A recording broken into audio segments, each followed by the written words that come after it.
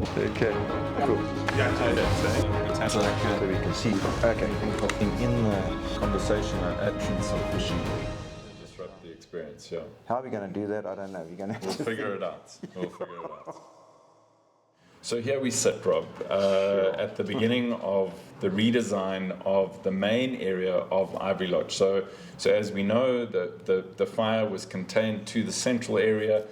This was an area of the project that we didn't actually truly address at the time of renovating her in 2016. So again, quite fortuitous that it's gifted us the opportunity to kind of close out on the overall Ivory Lodge story, where Britt and you created the rooms and the upgraded suites experience, but oddly you've now got me as your co-pilot for this section of the redevelopment. Tell us a little bit about the kind of the concept that you felt, and because I do believe it's a feeling rather than a thinking at that point in time.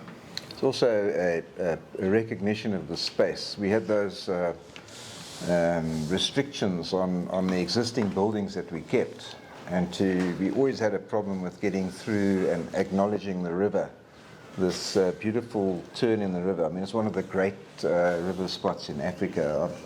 I haven't found anything better.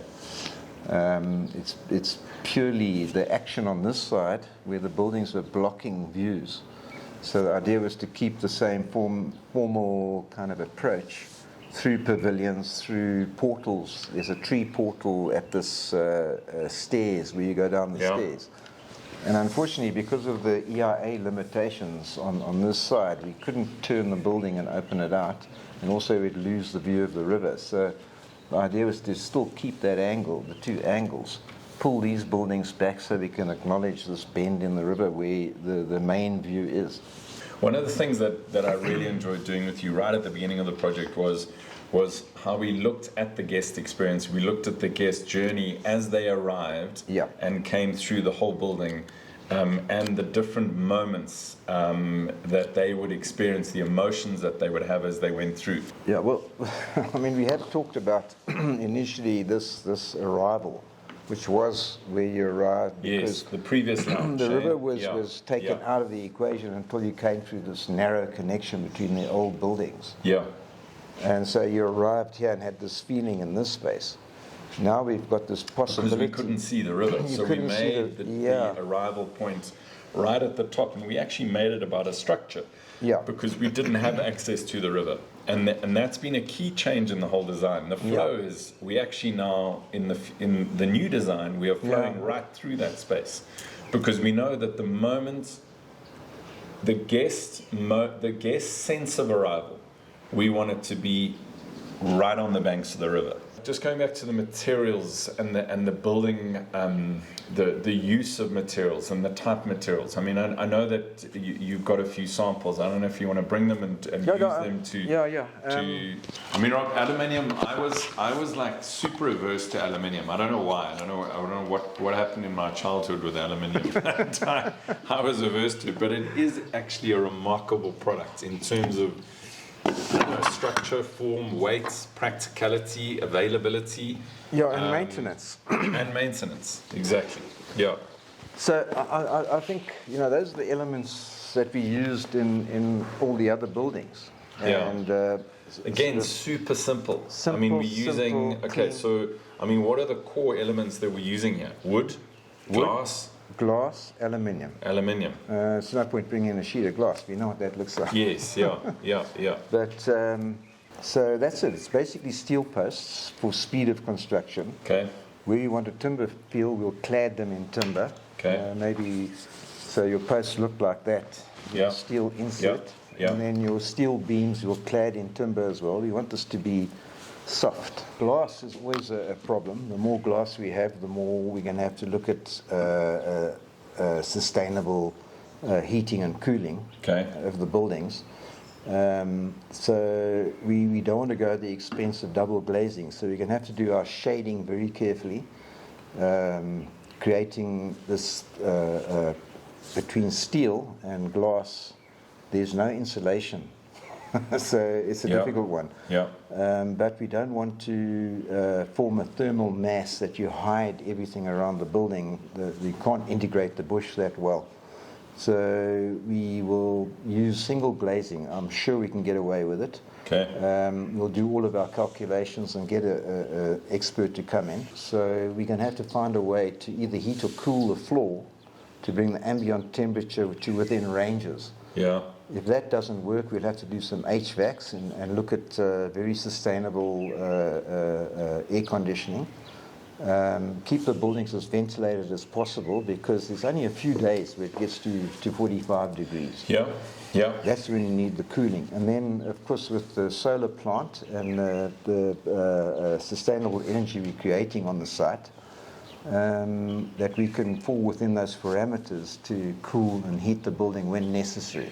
So the one new experience we spoke about, which we're repurposing as the old reception building, which used to be the destination arrival point for guests, we've now turned it into an artist residency. So we believe that arts and a hospitality guest experience is very, very similar in its creativity and in its approach to let's make our spaces better. Let's bring creativity into them. Such a cool kind of concept that we came up with together is converting the kind of gallery retail space into our new reception building, but not just creating a reception space. We're turning it into a botanical experience. Well, I think we're going to create a reception. Maybe you walk into the same space and create this greenery all the way around, where you can hang orchids from the ceiling, open up this whole edge, get rid of this store so we get this glass edge, water surrounding the space. Okay, so arrival, the old reception is going to be repurposed, the safari lounge, artist residency happening in that space. That in itself is an experience.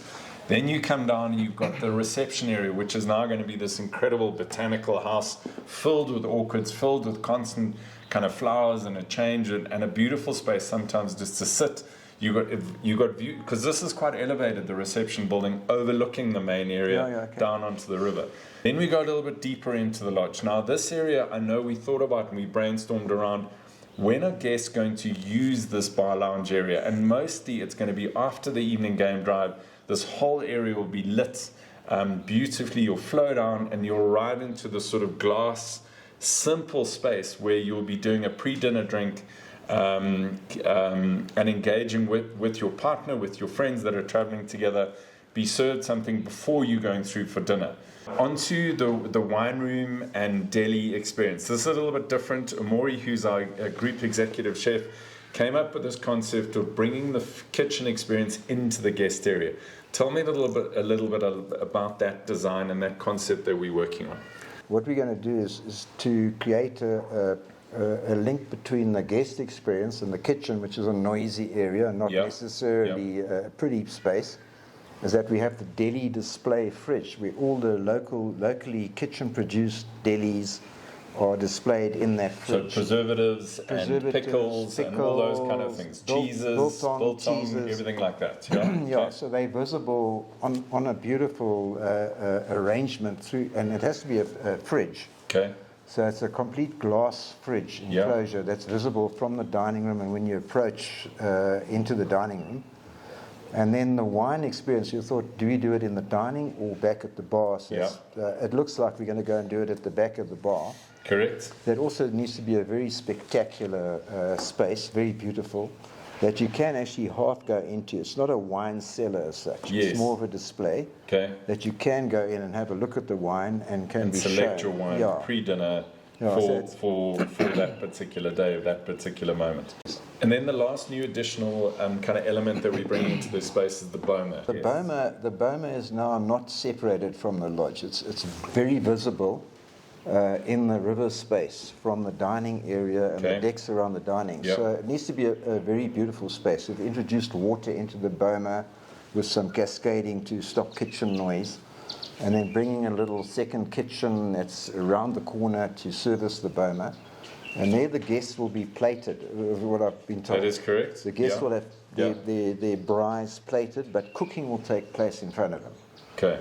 And then we need to create a link from the kitchen to a secondary staging point for all the salads and stuff to be ready to serve. Rob, as I started the conversation, I'm delighted to be working with you on this again. I'm so excited about the concepts that are already kind of coming to the surface. We've got 6 months to go. It's going to be tough. It's going to be hard. But I know we've done this before. Yeah. And I think I always look at architecture being enormously responsible because a huge responsibility because the buildings live well beyond you and I. So, I feel what we're building here, we will be able to, generations will be able to look back on this and applaud your design and your talents and your creativity.